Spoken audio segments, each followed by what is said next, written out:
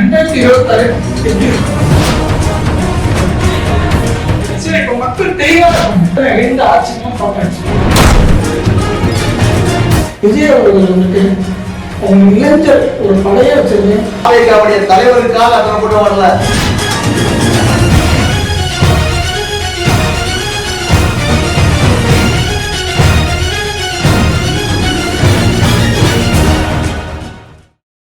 வணக்கம் சார். 2026 விஜய் அவர்கள் வந்துட்டு அவங்க இளைஞர் ஒரு படைய வச்சிருக்காரு.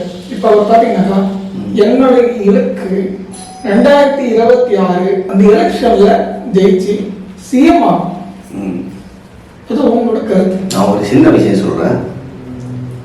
விஜய் அவர்கள் இதுவரைக்கும் ஊழல் பண்ணல, அதாவது ஆட்சி அதிகாரத்தில் உட்காரல. சும்மா போய் சொல்லக்கூடாது. நம்ம இப்ப பேசுறது போல ஆட்சி அதிகாரத்தில் அமைந்திருந்தவர்களை பேசுகின்றோம்.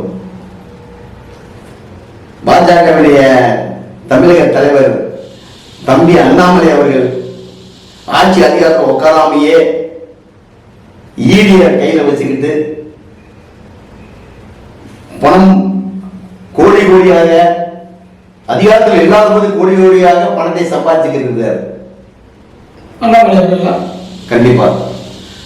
அப்படிப்பட்ட இந்த சூழ்நிலையில விஜய் அவர்கள் நீங்க வந்து ஒரு கட்சி ஆரம்பிச்சு அவர் இதுவரை ஊழல் பண்ணல. அவர் வந்து ஒரு நடிகர். நடிகர் ஃபர்ஸ்ட் அவர் நடிகர் தான். நடிகருக்காக சேரப்பட்டதான் அந்த கூட்டம், நடிகருக்காக வர வைக்கப்பட்டதான் அந்த கூட்டம். நீங்க சொன்னீங்க இளைஞர் பட்டாளத்திலே கையில் வச்சிருக்கிறாருன்னு. அவருக்கு தாவேகாவுடைய தலைவருக்காக அதனை கூட வரல. அவர் ஒரு நடிகர். இப்ப நம்ம ரோட்ல போயிட்டு இருக்கிறோம்.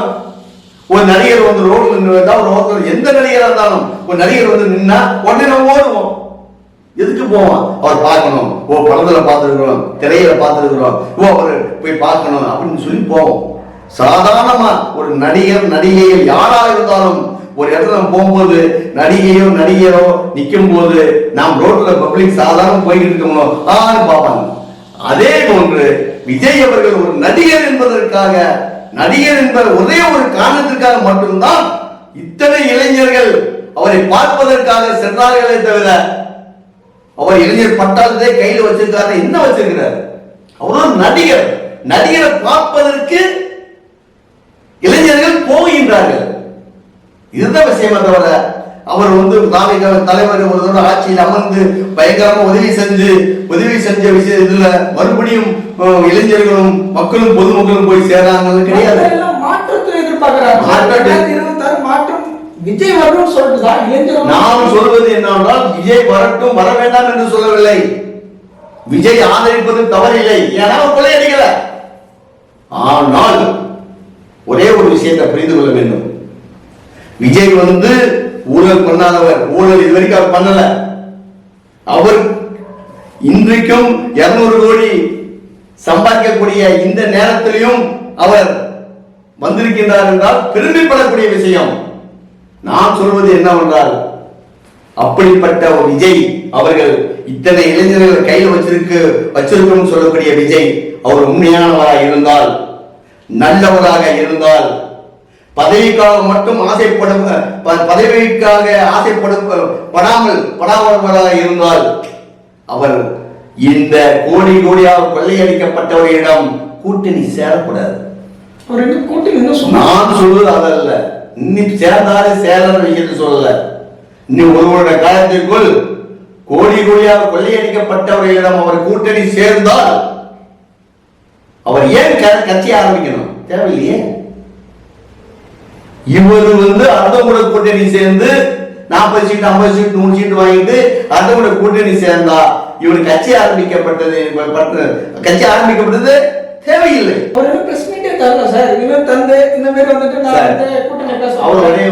நான் மறுபடியும் சொல்றேன், இப்பயும் சொல்றேன், அவங்க பிரஸ் மீட் கொடுக்கிறதுக்கு முன்னாடியே வந்துட்டு எல்லாருமே எதிர்ப்பு தெரிவிக்கிறாங்க விஜய் அவர்கள். நான் சொல்றது எதிர்ப்பு தெரிவிக்கிறாங்க. ஒரு பப்ளிக் வந்தாச்சு அப்படின்னா, பப்ளிக்ல வெளியே வந்தாச்சு, ரோட்டுக்கு வந்தாச்சு அப்படின்னா காத்து போடும், வெயில் போடும், தூசி போடும், எல்லாம் படதான் செய்யும். அதுதான் பப்ளிக்.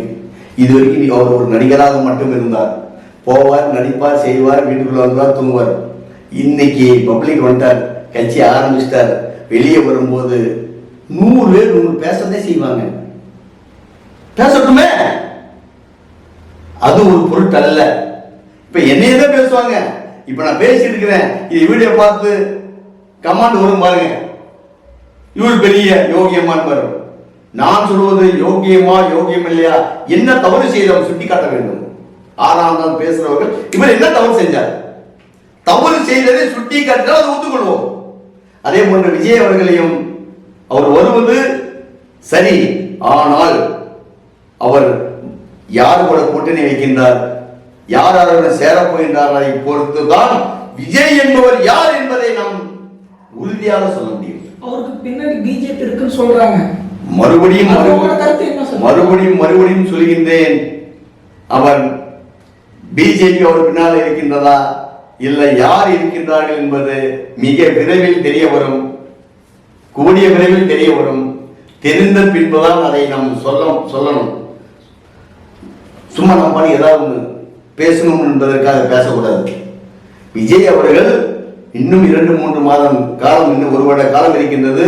எப்படியாவது ஒரு 6 மாத காலத்திற்குள் அவர் தனித்து போட்டியிடுகின்றாரா இல்லை ஊழல்வாதிகளுடன் கை கோர்த்து நிற்கின்றாரா என்பதை தெரிந்து நான் உங்களுக்கு பதில் சொல்கின்றேன். 2026 எப்படி இருக்க போகுது, 2026 எப்படி இருக்க போகுதுன்றதை காட்டிலும் 2026ல மக்கள் என்ன செய்ய போகிறார்கள், இதுதான் நம்முடைய கேள்வி. அப்போ மக்கள் சிறிது கொஞ்சம் அவங்க நம்ம போடுற ஒவ்வொரு வாக்கும் ஒரு நல்ல மனிதனுக்கு அடைய வேண்டும், ஒரு மாற்றத்தை நம்ம உருவாக்கி ஆக வேண்டும் என்ற எண்ணத்தில் சின்னத்தை பார்த்து வாக்களிக்காமல் மனிதனை பார்த்து வாக்களித்து ஒரு மாற்றத்தை 100% மாற்றுவார்கள் என்ற நம்பிக்கையோடு தான் இந்த அண்ணா புரட்சி தலைவர் அம்மா திராவிட முன்னேற்ற கழகமானது பயந்து கொண்டிருக்கின்றது.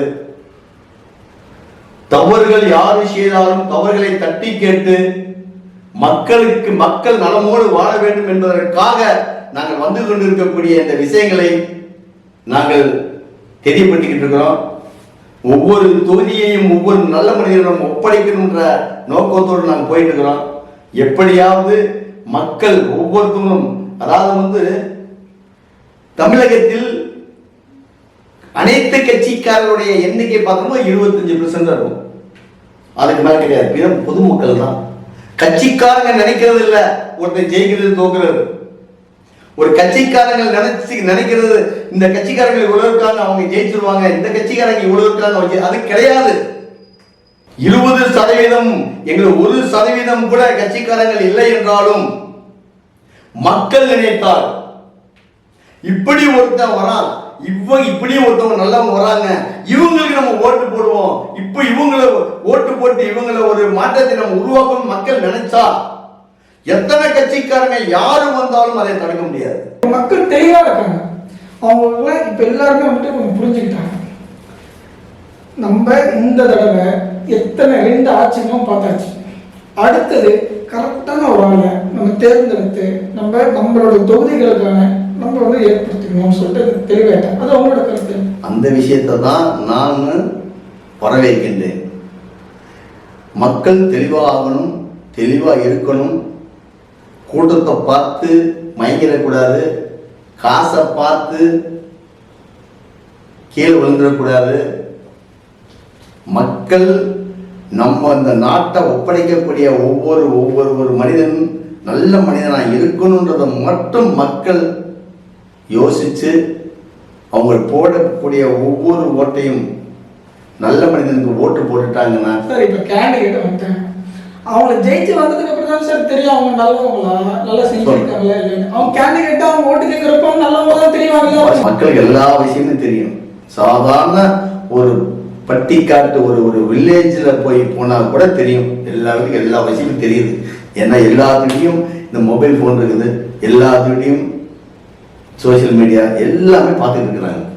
நான் சொல்றது என்ன அப்படின்னா, யார் யார் கெட்டவங்க, யார் யார் நல்லவங்க, யார் யார் என்ன சொல்றாங்க, யார் யார் என்ன பேசுறாங்க, யார் எதுக்காக பேசுறா, யார் யார் கூட கூட்டணி சேர்றா, அந்த கூட்டணி எதுக்காக சேர்றாங்க, எவ்வளவு பணத்தை வாங்கிட்டு சேர்றாங்க, இல்ல எத்தனை தொகுதி சீட் வாங்கிட்டு சேர்றாங்க, இதெல்லாம் மக்கள் நல்லா புரிஞ்சிருக்காங்க. ஆனால் மக்கள் நினைத்தா, மக்கள் திங்க் பண்ணி யாரு யாரு எதற்காக என்ன விஷயத்திற்காக ஒவ்வொருத்தவங்களும் போய் கூட்டணி சேர்ந்துக்கிட்டு பணம் வாங்குவதற்காக இல்ல ஒரு சீட்டு நம்ம ஜெயிச்சு ஒரு எம்எல்ஏ ஆகணுன்றதுக்காக மட்டும்தான் அவங்க போய்கிட்டு இருக்காங்க. யார் யார் போராடுற விஷயத்த மக்கள் அறிஞ்சு, மக்கள் நினைச்சா ஒருத்தருக்கு பின்னாடி கூட்டமே இல்லைனாலும் பரவாயில்ல, நல்ல மனிதன் தெரிஞ்சுச்சுன்னா அந்த நல்ல மனிதனுக்கு எல்லாருமே ஓட்டு போட்டாச்சு அப்படின்னா கண்டிப்பான ஒரு நல்ல மனுஷனை தேர்ந்தெடுக்கலாம். எவ்வளோ பிஸியான நேரத்தையும் எங்களுக்காக இந்த டெய்லி ஹேப்பன்ஸ்க்காக நேரத்தை செலவழித்து எங்களுக்காக வந்ததுக்கு நன்றி. சந்தோஷம்.